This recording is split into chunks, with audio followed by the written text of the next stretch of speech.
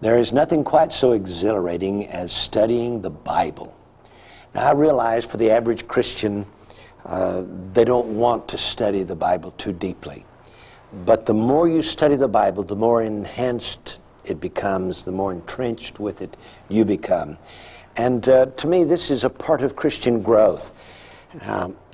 Isaiah gives us one of the most fascinating studies, I believe, that we've had in a long time, Gary.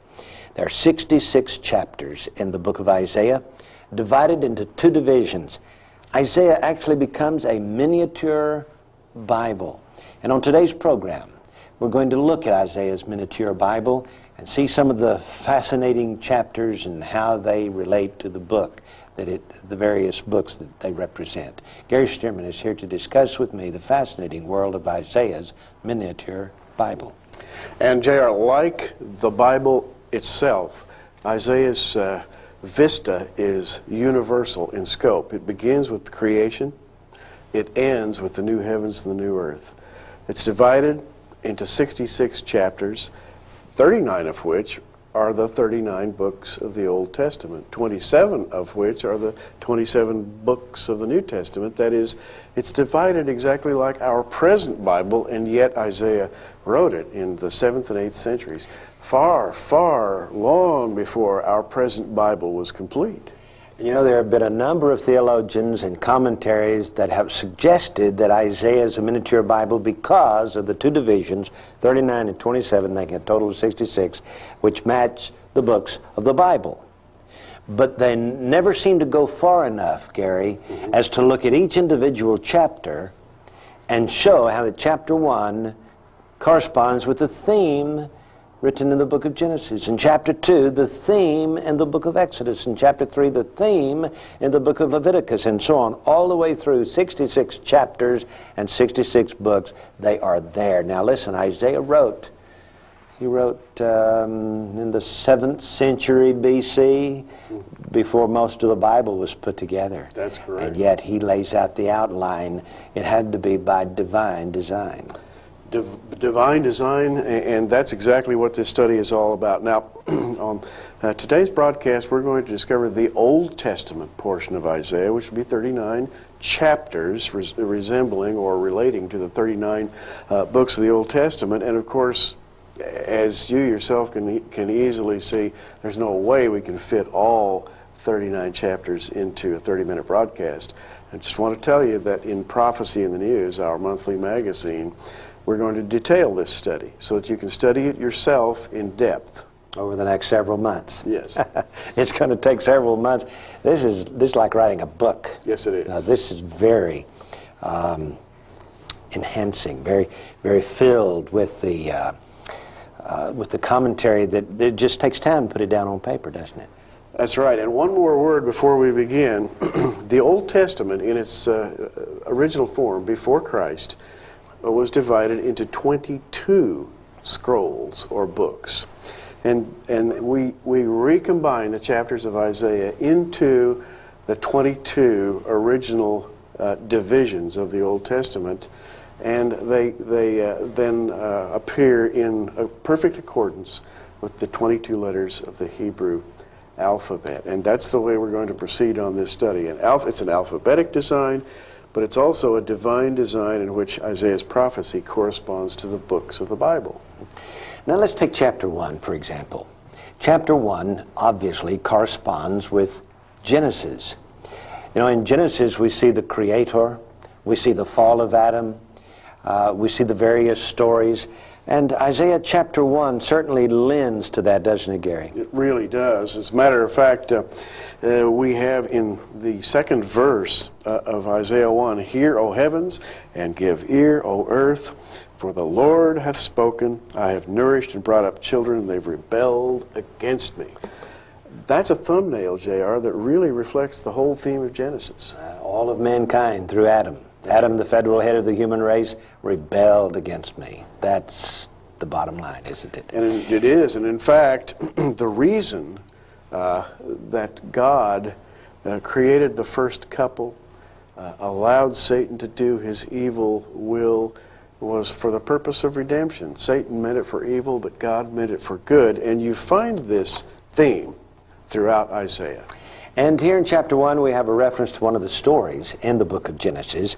Your country is desolate, your cities are burned with fire, except the Lord of hosts had left unto us a very small remnant. We should have been as Sodom, we should have been like unto Gomorrah. Well, Sodom and Gomorrah were burned with fire in the book of Genesis. This is chapter 1 of Isaiah. Fascinating. Let's look at chapter 2, Gary, for there we see the story of Exodus. We do indeed, and we have in the second verse of chapter 2, and it shall come to pass in the last days that the mountain of the Lord's house shall be established in the top of the mountains, and shall be exalted above the hills, and all nations shall flow unto it. Now, the mountain of the Lord, J.R., reminds us very much of the mount where Moses received the Ten Commandments. And that's the book of Exodus, isn't it? It sure is. Sinai and the house of the Lord, the tabernacle, that's the story of the book of Exodus, absolutely targeted right here in chapter 2 of Isaiah. So we have in chapter 2 the story of the second book of the Bible. We do, and by the way, we have here the destruction of the world system, looking far, far into the future. That's really a model or is modeled by the plagues that God inflicted upon the house of Pharaoh, which is a type of the world. And so we really do have a long Exodus theme. And as I mentioned earlier, if you want to study this at length, we're going to be including all these studies, book by book, in our magazine, Prophecy in the News. Now, in chapter 3, we not only have Leviticus shown, but we have the judgment that God promised to the people in the book of Leviticus, especially as we get toward those last chapters. You know, when God talks about their cities being desolate, you know, and them scattered to the slave markets of the world so that the land can enjoy its Sabbaths. Listen, for example, it says in verse 8, Jerusalem is ruined, Judah is fallen. That's incredible, isn't it? You know, J.R., we have here in Isaiah 3, corresponding to Leviticus, the fact that the people of Israel have failed to live up to what God required of them. Leviticus, the key verse says, be ye holy. The Lord being holy, he urges his people to be holy. Well, they failed to do it, and they're receiving judgment here in chapter 3. The first chapter corresponding to Aleph, creation. The second chapter of Isaiah corresponding to Beit, which is the house. And we read that verse, shall come to pass in the last days, the mountain of the Lord's house. And then this third chapter corresponds to Leviticus and God's loving kindness. And J.R., this is tough love. Yeah. And it says here in verse 14, the Lord will enter into judgment with the ancients of his people and with the princes thereof. So it certainly appears to be a reference back to the ancients in Leviticus and his original promise that he will judge them if they do not keep the sabbatical cycles. And of course, verse 26, her gates shall lament and mourn, she shall be desolate. And that's exactly what Leviticus says, desolate. Indeed. And now the next chapter, the fourth chapter of Isaiah, corresponds with the fourth book of the Bible, Numbers. And Numbers is the way through the wilderness. And the fourth letter of the Hebrew alphabet is Dalet, the way. J.R., verses 5 and 6 here give us literally a picture of the wilderness. As they went through the wilderness, in the center of the camp, there was a tabernacle. And above the Holy of Holies of the tabernacle, a cloud of smoke by day, a shining, flaming fire by night. Tell us what those verses say in chapter 4. Oh, yeah. Verse 5 says, the Lord will create upon every dwelling of Mount Zion, upon her assemblies, a cloud, and smoke by day, the shining of flaming fire by night, for upon all the glory shall be a defense. And there shall be a tabernacle for a shadow in the daytime from the heat, and for a place of refuge, and for a covert from storm, and from rain. That's certainly the wilderness chapter, isn't it? Yes, it is. And fits nicely with the Dalet, which means the way through the wilderness. Let's talk about chapter 5 for just a moment. Hay and Deuteronomy. There's a big hay in Deuteronomy too, by the way. There certainly is. Deuteronomy, as we have said here many times, is the book of the big hay, hay being the breath of God. And chapter 5 is a parable of a vineyard in which the children of Israel have been charged with producing fruit, and they've failed to do so. And God pronounces 6 woes upon them. Well, when we come back, we're going to look at some of the other chapters in the first 39 chapters of Isaiah and show you the remarkable comparison between the chapter and the particular book it represents in the Old Testament. We'll be back in a moment. Isaiah is one of the most fascinating of the prophets. He is called the chief prophet, and as chief of the Old Testament prophets, he gives us a literal overview of the Old Testament and the New Testament. As he writes 66 chapters, we have 66 books in the Bible. Chapters 11 and 12 seem to be the ones that fit 1st and 2nd Kings, Gary. This is a great study here. Indeed.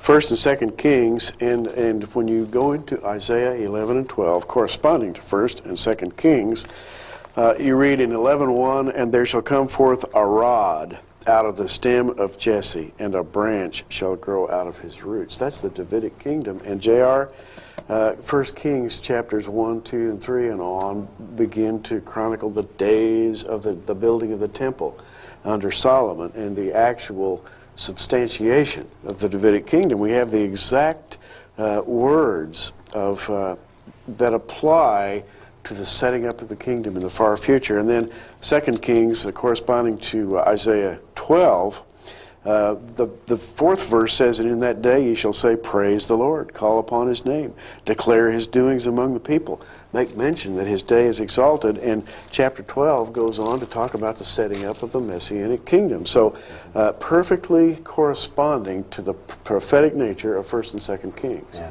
Skipping around just a little bit because we don't have time to get all of these chapters in, but you can read it all in the upcoming months of our magazine, Prophecy in the News. Chapter 18 especially sounds like Job. He's the one that suffered, didn't he? Indeed. As a matter of fact, the 18th chapter here of Isaiah, corresponding to the book of Job, talks about a group of people who are called scattered and peeled. They're a kind of a woe-begone group of people, and they live beyond the rivers of Ethiopia. And J.R., there are people suffering down there, far removed from things like Job. And yet, in the end, at the end of this chapter, "In that time shall the present be brought unto the Lord of hosts from a people scattered and peeled, from a people terrible from their beginning hitherto." Corresponding to the Ethiopian Jews, we believe, who came back bringing possibly the ark to Israel. Well, the beginning of these people was horrific. They suffered. In the end, however, they were redeemed, and it corresponds very nicely with the book of Job. And the theme in Job, that's amazing. Yeah. Chapter 19 is our Psalms chapter. And you know, the interesting thing about it is back in around 1983, we discovered that the Psalms literally tell the story of this century. Each Psalm depicts a year numbered according to the Psalm, and we have been following this since 1983 and are just absolutely astounded with the way the Psalms describe the events of this century. Well, I want you to know that Isaiah 19 fits the mold perfectly. It is the story of this century. Let's look at 19 for a moment. Talks about the burden of Egypt and how Egypt is going to have a civil war. This goes back to the birth of Israel, 1948, and following the war with Israel in 1948, the Egyptians turned against the Egyptians, and they had a civil war, and King Farouk, which we see in verses 2 and 3, was deposed, and the people were turned over to a cruel lord and a fierce king, Abdul Nasser. And it says here in verse 4, "I'll give them over into the hand of a cruel lord, and a fierce king shall rule over them." That would be Nasser. And then, of course, right after that, they began to build the Aswan Dam. We're talking about the 1960s here. "And the waters shall fail from the sea," verse 5 says, and it goes on to describe what happens to the Nile once that dam is set in place. And the fishers shall mourn, and so on. We get down to verse 13, we have the 6-day war. And the princes of Zoan are become fools. And in fact, Israel, the land of Judah, verse 17, shall be a terror unto Egypt. That's 6-day war there, Gary, because Israel fought Egypt and handily won in 6 days. And then, of course, conquering the Sinai Peninsula, 5 Egyptian cities were occupied by Israelis. And it says in verse 18, in that day shall 5 cities in the land of Egypt speak the language of Canaan. And then, of course, came Anwar Sadat in verse 19. We have this Messiah figure who made peace with Israel. It says, in that day there shall be an altar to the Lord in the midst of the land of Egypt, and a pillar to the border thereof to the Lord. There shall be a sign, a witness. And it says in verse 21, they shall vow a vow unto the Lord and shall perform it. And they shall make sacrifice and oblation. Well, their Messiah was killed. Anwar Sadat was assassinated. And he was buried in the tomb of the unknown warrior under the form of a pyramid. And so they sacrificed him. And then they made a peace treaty with Israel, and they're keeping the peace treaty. And then, of course, it says, the Lord shall smite Egypt. He shall heal it. And this has happened to Egypt, or will one of these days. It says here there will be a highway out of Egypt to Assyria. That highway exists today from Egypt into Israel, and that was a part of the peace treaty. So this 19th chapter of Isaiah chronicles the years of this century, and that's exactly what the Psalms do as well. And going to chapter 21, J.R., and that is an amazing exposition. Going to chapter 21, prophecies against Babylon, corresponding to the book of Ecclesiastes. Well, Ecclesiastes is the book of the world, the life under the sun, the secular world. And you know, we have here also the representation of the symbol of the letter Ayin. Here, and Ayin is sight and insight. And J.R., this is just loaded with references to vision and seeing and watchtower and saw and watchman 3 times, watchman, what of the night. And this is talking about prophecies against Babylon and Edom, but it's all set in the framework of watching or seeing. Again, we don't have time to go into all the detail, but it's phenomenal to note how it corresponds with the book of Ecclesiastes. And J.R., I have to quickly move to the next one. Chapter 22, corresponding to the Song of Solomon, has as its 4th verse, therefore, said I, look away from me, I will weep bitterly, labor not to comfort me because of the spoiling of the daughter of my people. Practically copying the words from the Song of Solomon, look not upon me, because I am black or sunburned, because the sun hath looked upon me. My mother's children are angry with me. They made me keeper of the vineyards, but mine own vineyard have I not kept. And J.R., that's practically word for word out of Isaiah. Incredible. I like chapter 24. It corresponds with the book of Jeremiah. You remember Jeremiah was the leading commentator on the sabbatical years in Leviticus 25 and 26, which says, if you don't keep every 7th year and let the land lay fallow, I'll scatter you to the slave markets of the world so that the land will lay desolate and enjoy its Sabbaths. And Jeremiah was the one who chronicled all of that. And verse 3 says in Isaiah 24, the land shall be utterly emptied and utterly spoiled, for the Lord has spoken this word. That's a reference to Jeremiah and to Leviticus 25 and 26. Incredible, so isn't it? It is. Isaiah 26 corresponds to the book of Ezekiel and also the letter Resh, the wicked. And J.R., it's a fact that the prophecy of Ezekiel talks about the destruction of the wicked and the building of the great millennial temple. And that's exactly what we have in Isaiah 26.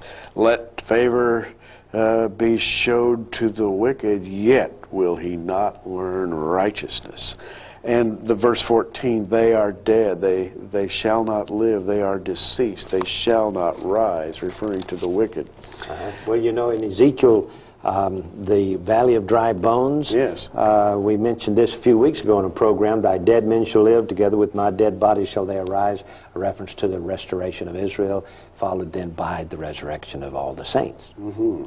Tremendous. Oh, and the next chapter, Daniel, and we don't have much time here, but Daniel is represented by Isaiah chapter 27, and Daniel, of course, is the prophecy of the four beasts, and the fourth beast is the same as the beast that rises up out of the sea in Revelation 13. And look at the first verse of Isaiah 27. In that day the Lord with his sword and great strong sword shall punish Leviathan, the piercing serpent.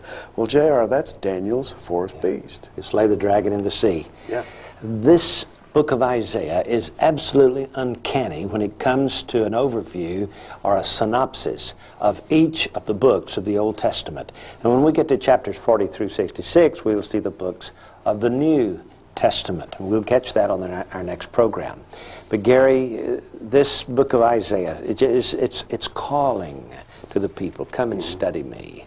He's the chief prophet. He's the big main one to look at as Israel is facing the Babylonian captivity and the Assyrian captivities. And the true message of Isaiah, and I could take hours to talk about this one, I love it. The true message of Isaiah is that the Bible was not written by men, but was written by God, because men could not have so many centuries in advance pre-structured a prophecy that would look like a Bible that didn't come into existence for another 1,000 years. Yeah.